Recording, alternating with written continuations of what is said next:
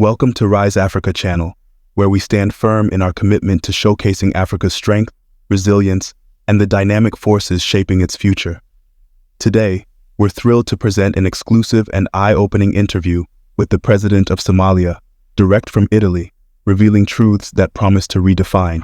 Yes, there is this security phenomena in Russia. Russia is a big country in the global affairs, but when using a non-state actor as a solution for a state problem, that itself is problematic. Organizations like Wagner, and in the past you have seen what the Black Waters did in Iraq and other places. So such non-state actor security agencies are the problem. In this must-watch video, the President not only addresses critical regional security concerns, but also takes us behind the scenes of Ethiopia's controversial ambitions and the murky involvement of private military companies like the Wagner Group. This isn't just about Somalia. It's a story that touches every corner of Africa, challenging us to rethink our understanding of autonomy, sovereignty, and international alliances. Mr. President, speaking about Somalia, we saw the agreement that the government of Ethiopia did with Somaliland about the harbor. What are the reasons that you believe stand behind this agreement? Why they did it? What may be the consequences? And how do you believe that your government could stop this from happening? I cannot explain why, but there are a lot of speculations. Somalia is just turning the corner and coming back to its rightful position. So do it before it become a strong country or again back to its position, maybe one of the ideas. Maybe other ideas. So, Mr. President, if I understand well, you suggest that there is the possibility that behind Ethiopia there is somebody else? That's what I believe. What I know is that Ethiopia has no capacity at all to build a naval base and a port and a corridor of highways and terrain and all this. They cannot. There must be someone else, which we will know soon. So a small step in a greater game. Greater game of the Red Sea. So Red Sea is a very volatile. There are Somalia was there for a long time, and now we have the Yemen. Now we have Sudan in a very difficult situation as well on the other part of the Red Sea. So now, as we are speaking, what's going on, the international maritime transportation on this Bab el-Mandeb and Suez Canal. So Red Sea is a very, very, very volatile region which does not deserve to be agitated further. The other big actor in Africa is Russia. We have seen in the last days 3 countries of the Sahel, Mali, Burkina Faso, and Niger, leaving ECOWAS. And all of them have security agreements with Russia. Russia is also strengthening its position in Northern Africa. Is this worrying you? Are you perceiving this Russia more intense presence on security in Africa? Well, yes, there is this security phenomena in Russia. Russia is a big country in the global affairs, but when using a non-state actor as a solution for a state problem, that itself is problematic. Organizations like Wagner, and in the past you have seen what the Black Waters did in Iraq and other places. So such non-state actor security agencies are the problem. If what is helping or what is going there are the state apparatus from Italy, from Russia, from China, from United States, whatever, because the state actors, they have limitations, they have regulations and rules that controls their behavior. But these profit-oriented private security companies, they just look after profit, whether that violates human rights or whether that violates the legitimacy of the state and all this. It's not a big matter. And what many of the African countries or the world cries when it comes to Russia is that company, Wagner, which is a security company, which is non-state actor, which is, there are no many regulations, global regulations that controls such behavior, as we have seen others in other places. So I think geopolitics is always there, but what I would have suggested is there will not be secure and stable Africa or any one country in Africa as far as there is a poverty, rampant poverty. If we can reduce the gap of poverty, if we can create opportunity for the youth so that they will not go and get the gun, all of them, they are not there for ideological reasons. But imagine a boy of 30 years today or 25 years, maybe he has a wife and a kid or two, maybe he has an elderly parents, and he cannot afford to provide them a glass of milk, say, to his kids. He's so frustrated. He can be easily attracted with maybe $50 a month or $70 a month, because that gives them the opportunity to provide a glass of milk to his kid or some care to his elderly parents. So as far as that challenge are there, and the majority of the population are young people, there will not be stability at all. So that's why I'm saying we need to focus on the economic matters. We always focus on security, yes, very important. But parallelly, even maybe at the lower level or maybe a less prioritized level, but economic matters has to be there, has to be focused there. Somalia, we have the longest coast in the African continent, both in the Indian Ocean and the Red Sea. We have a high value fish in the world. One of the high value fish of the world are available in the territorial waters of Somalia. But again, our people are dying. And when I came to the office in 2022, the first letter I signed was appointing a special envoy for the humanitarian coordination. Because I came to the office at a time when all the international organizations were saying that 7 million Somalis are close to famine. So the country has to declare famine. And when we make an assessment, we realize that we need some level of coordination. And I appointed a coordinator, and he worked very hard with other international partners, and famine was averted. It's never been famine in Somalia. Yes, there are some malnutrition and the child level and the elderly people, but it's not reached to the level of famine. So, and we are, in terms, when you measure Somalia, all the economic factors, you realize that Somalia is a rich country. We have that opportunity of the blue economy. We have the largest per capita of livestock in the African continent. We have close to 10 million hectares of arable land with 2 permanent rivers throughout the year. So when you look here and there, you don't see how people like that can starve. Yes, security is complicated. People were unable to farm, people were unable to fish, people were unable to go and look after their livestock, rearing.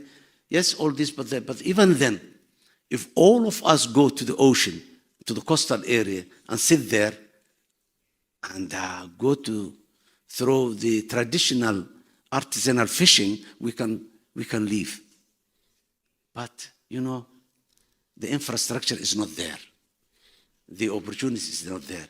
So the whole thing are interlinked. You cannot address only the terrorists. You cannot address only poverty. You cannot address only. So what we need is a multi-factor approach whereby within that framework there are certain priorities. Thank you. One great power that has a huge interest in the Great Sea, as we know, is the Popular Republic of China, that is investing very heavily in Africa. How do you believe that we should deal with this strong Chinese presence in in Africa? Well, what I think is that the China with the Belt and Road Initiative in Africa focused on building infrastructure. Many of the African countries, someone who is thirst, who need water to drink, if you give him a perfume, it will not motivate him. All he wants is a glass of water. China has identified what is that glass of water. Africa is lacking proper infrastructure. And without proper infrastructure, no economic development can take place. China went an approach, yes, the approach is wrong. It has bad consequences, whatever we can say, but the people of Africa, they see the highway, they see the bridge, they see the port, seaport, they see the airport, they see the dam, they see the irrigation system. So this is what we need other partners of the world to do the same. And I think Europe is in a better position to do that. And with the Global Gateway announced recently in Brussels, I hope that will show, that will adjust or change the approach of the Western world soft way. Yes, I will not say this should not be done. The issue of democratization, the issue of the human rights, the issue of the freedom of expression, the issue of free movement, all these are very, very important principles. They can be held, but a hungry man in the remote part of Africa might not be motivated with that, and that's why uprising and political instability comes. So I think Europe has to look into Africa in a different manner, particularly focusing on those elements that facilitate economic development in terms of food security, in terms of transportation, in terms of energy. Africa has the potential to have green energy in terms of solar, in terms of wind, in terms of thermal. So this has to be the areas that the Western world, particularly the European Union, to focus on investing and improving. So you're suggesting that while China is investing heavily in infrastructure, the West should bet more on food security and energy. Is that right? Yes, that is another area. That is an area that's a very big gap in Africa today. The food security is a problem. Of course, the infrastructure, energy, number one, is another area. And addressing the challenges of the climate change as well is very important. For example, there's a huge resources in the world for climate financing, but accessibility of that resources is a challenge to countries like Africa, countries like Somalia. We are suffering greatly to the environmental impact, and we do not contribute the environmental problems of the globe. And again, we have a problem in accessing the financial resources that are available because of the rules and the regulations, because of our capacity, because of our understanding. So what we need is certain level of flexibility, certain level of easily accessible instruments to be put in place so that poorer countries like Somalia or fragile countries in most of African countries can have an access to the environment or climate financing issues.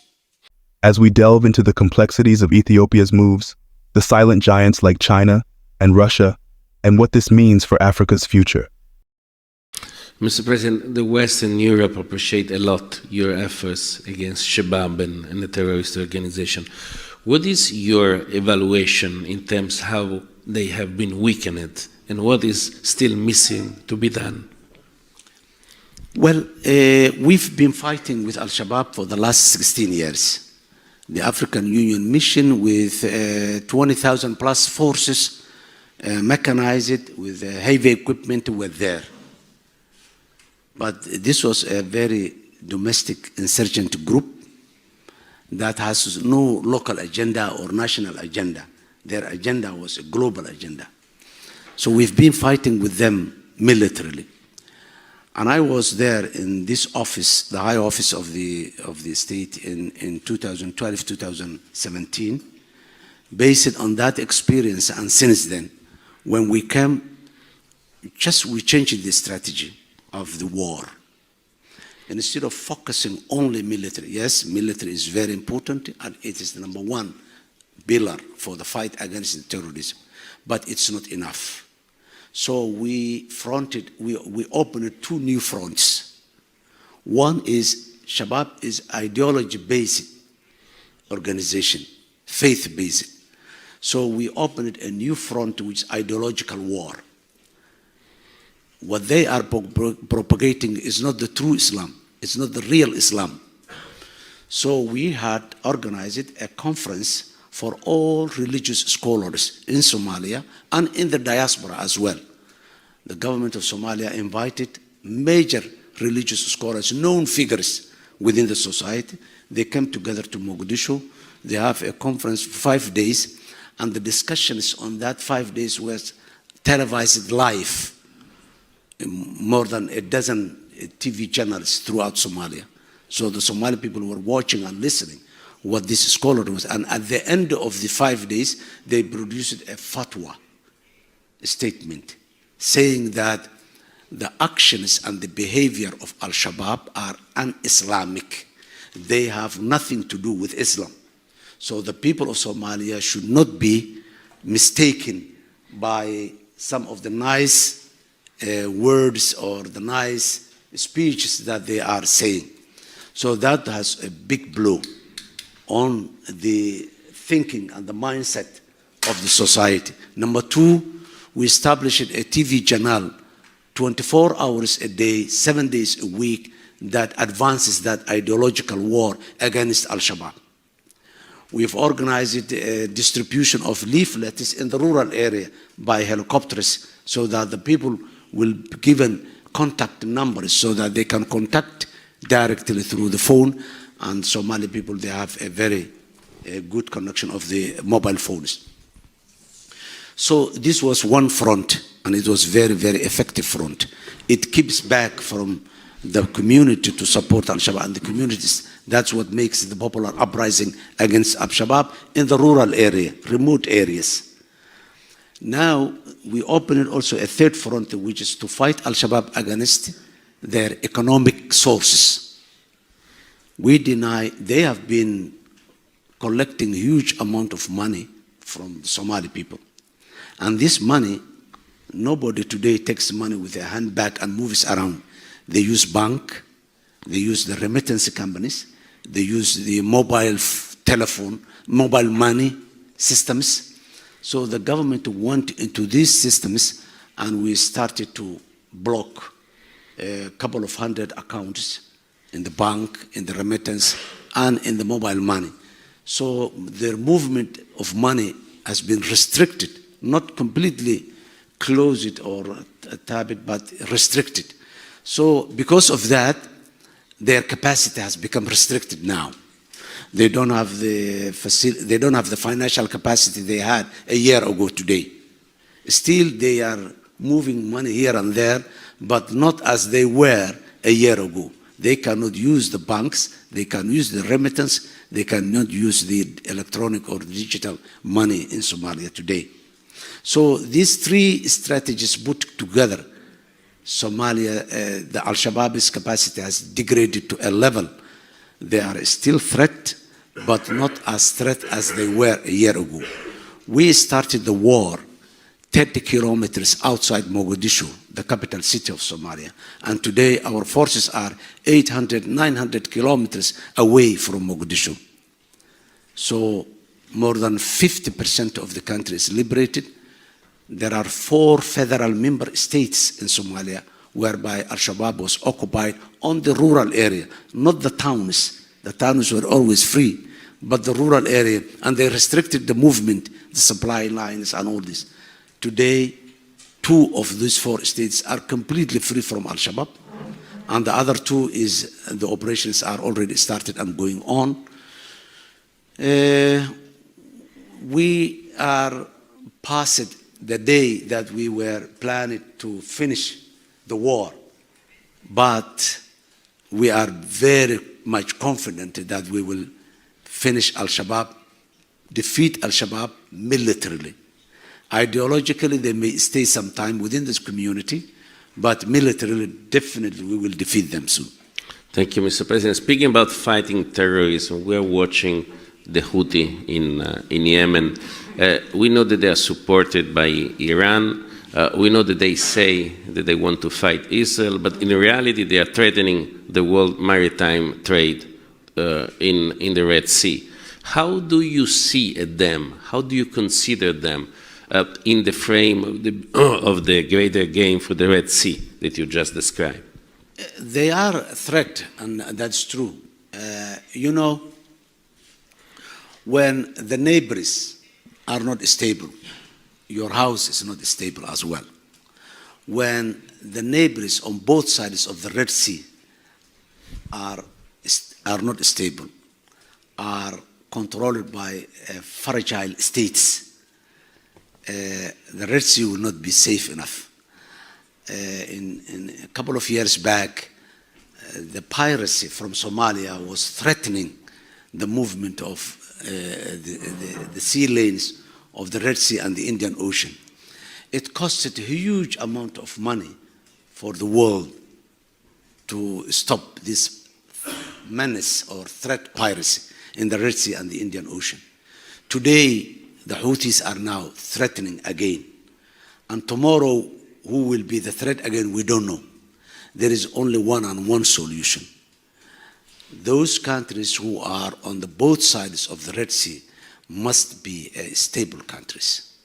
How to realize or how to achieve that objective is a different case, which is very complex. And it is a long term. There is no one-time solution or one-shot solution. Solve Somalia, the Red Sea is safe. It's not true. Even now, if you said solve Yemen and the Red Sea is safe, that's not. We need a comprehensive approach of that region, of the Horn of Africa and the Red Sea. Comprehensive solution. So those countries that has an influence in the region, the Arab countries, the Horn of African countries, the Western world, the Eastern world, all of us, if there is a possibility that we can get together and have a region. But even then, all countries of the world, they don't have equal influence on the Red Sea.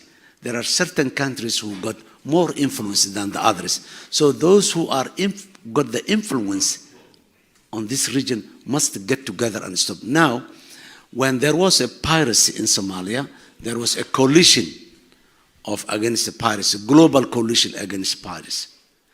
But when the question of let us help or let us solve Somalia, when that we come, there is no global coalition for helping Somalia to solve its problems. Piracy has been defeated. Okay, everyone went back to where it came from. And now we are seeing that again, piracy is emerging. The piracy, they do not emerge within the sea. They come from the land. They come from the land. So unless you solve the problem in the land, you are not safe from a piracy. Same is the Houthis. There is a country called Yemen, collapsed, not stable. We don't know who controls who. Some countries have tried to solve militarily. It was not possible. Some of the actors of the region has been maybe excluded. Others has been empowered. So, you know, different proxy wars here and there, proxy influences here and there is only creating more problems. So what I suggest is that we need a global comprehensive solution participated by all influential actors. I will not say everybody, but the influential actors. Those, if excluded, can influence this. And the Houthis are a very, very serious problem today. The cause, the reason they are claiming that they are fighting for, maybe is, for some countries, is a reasonable cause. But the way, the violence only breeds another violence. It will never solve a problem. What we need is a diplomatic solution, political solution. then maybe other solutions of what I was talking about, the economic aspect, the poverty and all this. But the powers of the world, the Western power, particularly the NATO and the European Union, the United States, United Kingdom, and of course we cannot exclude China and others also. We need to have a serious dialogue and solve. When it comes to the West and China, you solve your problems. The Western, they do not fight with China, and China does not fight with the West. China has economic interest in the West has economic interest. There is a mutual interest between the West and China, for example. Why can't we have a mutual interest when it comes to the area, the Red Sea, or why can't we see it as the interest of everybody? Today, for example, we have some commercial goods in Europe or some parts of Europe. For example, a ship that leaves Italy, reaches Somalia, passes many other places, but reaches Somalia by latest in 45 days, 40 days, 30 days, even if straight less, 3 weeks. Today, if this ship is going to go all the way and come from the Cape of Good Hope of South Africa and then come to the Horn of Africa, how many months it takes? And every single day of the journey of that ship is money. It's a cost. So countries like Somalia today is suffering to get, there is a lot of goods that are stuck in Turkey, a lot of goods that are stuck here in Italy. A container that was reaching to Somalia $3,000 or $2,000 today is costing more than $10,000 to reach Somalia and then a couple of months. This is the reality. Similarly, that affects not only Somalia, it's affecting Italy as well. If the Italian products are not going out and reaching the global markets easily, then. So I think, my dear, the solution lies diplomatic and political, not military. Alliance has been established. There's a lot of navies in the Red Sea, but still, it's not secure. So what we need is a political solution and diplomatic solution for such international challenging issues. West, the regional countries. In the regional countries. Yes, regional countries as well, yeah. We invite you to join our mission. This video is a clarion call to all who dream of a continent that commands respect and takes its rightful place on the global stage. Be part of this enlightening journey by subscribing to Rise Africa, liking this video, and sharing it to spread the word. Together, let's stand for Africa and contribute to a narrative that uplifts and empowers. Subscribe, like, and share.